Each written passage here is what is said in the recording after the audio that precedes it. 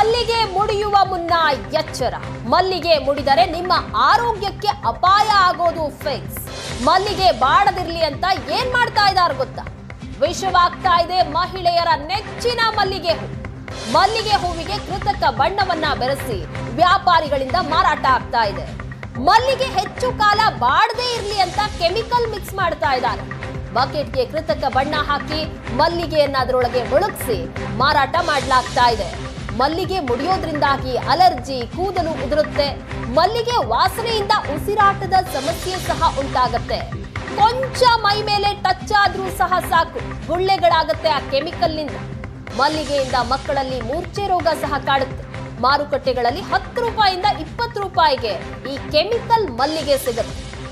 ಈ ಮಲ್ಲಿಗೆ ಸ್ವಲ್ಪ ಟಚ್ ಆದ್ರೂ ಸಹ ಗುಳ್ಳೆಗಳಾಗತ್ತೆ.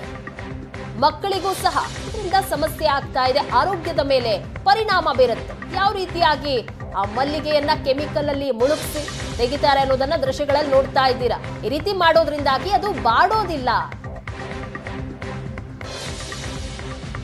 ಬೇಸಿಕಲಿ ಈ ಹೂಗಳಿಗೆಲ್ಲ ಆರ್ಟಿಫಿಷಿಯಲ್ ಅಥವಾ ಇದನ್ನೇನದು ಆರ್ಟಿಫಿಷಿಯಲ್ ಕಲರ್ಸ್ಗಳನ್ನ ಸಹಜವಾಗಿ ಮಿಕ್ಸ್ ಮಾಡ್ತಾರೆ.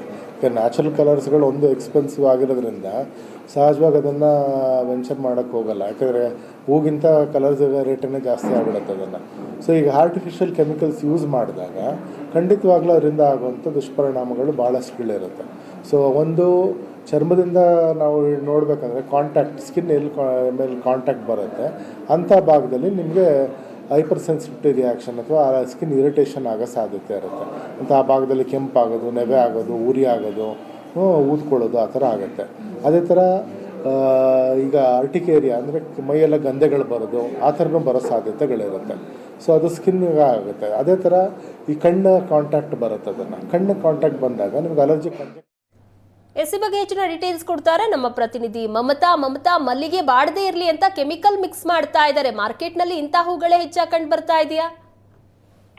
ಪ್ರಗತಿ, ಹೌದು. ನಾವು ನೋಡಿದ್ವಿ ಆಹಾರದಲ್ಲಿ ಕಲಬೆರಕೆ ಆಗೋದನ್ನ ಇತ್ತೀಚಿನ ದಿನಗಳಲ್ಲಿ ನೋಡಿದ್ವಿ. ಆದ್ರೆ ಈಗ ಮಲ್ಲಿಗೆಗೂ ಕೂಡ ಕಲಬೆರಕೆಯನ್ನ ಮಾಡ್ತಾ ಇರುವಂತದ್ದು, ಅಂದ್ರೆ ಕೆಮಿಕಲ್ ಮಿಕ್ಸ್ ಮಾಡ್ತಾರೆ ಅನ್ನುವಂಥದ್ದನ್ನ ನಾವು ದೃಶ್ಯದಲ್ಲಿ, ಅಂದ್ರೆ ಏಷ್ಯಾನೆಟ್ ಸುವರ್ಣ ನ್ಯೂಸ್ಗೆ ಅದು ದೃಶ್ಯ ಕೂಡ ಸಿಕ್ಕಿದೆ.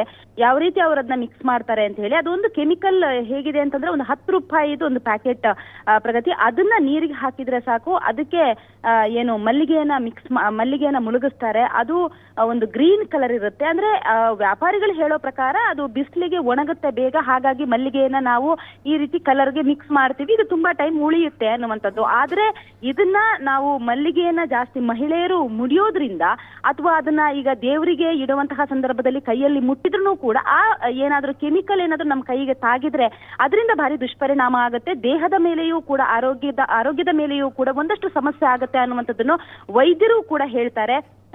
ಒಂದು ಕೂದಲು ನಿಧಾನವಾಗಿ ಉದುರುತ್ತಾ ಹೋಗುತ್ತೆ, ಅದರ ಜೊತೆಗೆ ತಲೆಗೂ ಕೂಡ ಒಂದಷ್ಟು ಡ್ಯಾಮೇಜ್ ಕೂಡ ಆಗುತ್ತೆ.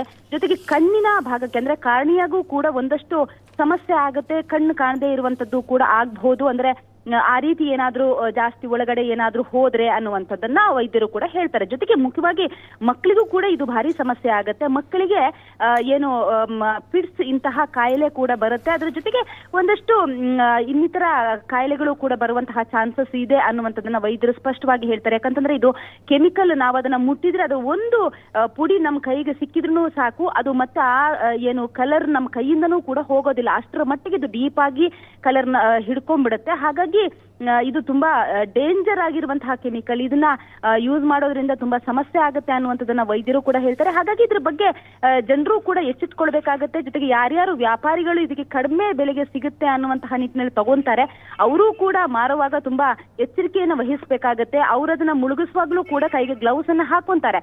ಯಾಕಂತಂದ್ರೆ ಕೈಗೂ ಕೂಡ ಏನಾದ್ರೂ ತಾಕಿದ್ರೆ ಚರ್ಮ ರೋಗ ಉಂಟಾಗುತ್ತೆ ಅನ್ನುವಂಥದ್ದವ್ರಿಗೂ ಕೂಡ ಗೊತ್ತಿದೆ. ಹಾಗಾಗಿ KR ಮಾರ್ಕೆಟ್ ಸೇರಿದಂತೆ ಹಲವಾರು ಭಾಗದಲ್ಲೂ ಕೂಡ ಈ ಒಂದು ಕೆಮಿಕಲ್ ಅನ್ನ ಮಾರಾಟ ಮಾಡ್ತಾರೆ. ಜೊತೆಗೆ ಹೂವಿನ ವ್ಯಾಪಾರಿಗಳು ಕೂಡ ಇದನ್ನ ಬಳಕೆ ಮಾಡ್ತಾ ಇರುವಂತದ್ದು ಗೊತ್ತಾಗ್ತಾ ಇದೆ. ಹಾಗಾಗಿ ಇದಕ್ಕೆ ಸಂಬಂಧಪಟ್ಟಂತಹ ಅಧಿಕಾರಿಗಳು ಕೂಡ ಇದ್ರ ಬಗ್ಗೆ ಏನು ಆಕ್ಷನ್ ಅನ್ನು ಕೂಡ ತೆಗೆದುಕೊಳ್ಬೇಕಾಗುತ್ತೆ. ಪ್ರಗತಿ, ಥ್ಯಾಂಕ್ ಯು ಮಮತಾ ನಿಮ್ಮೆಲ್ಲ ಡೀಟೇಲ್ಸ್ಗಾಗಿ.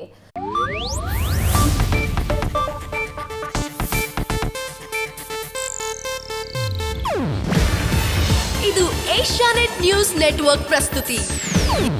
ನೀವು ನೋಡ್ತಿದ್ದೀರಾ ಏಷ್ಯಾನೆಟ್ ಸುವರ್ಣ ನ್ಯೂಸ್.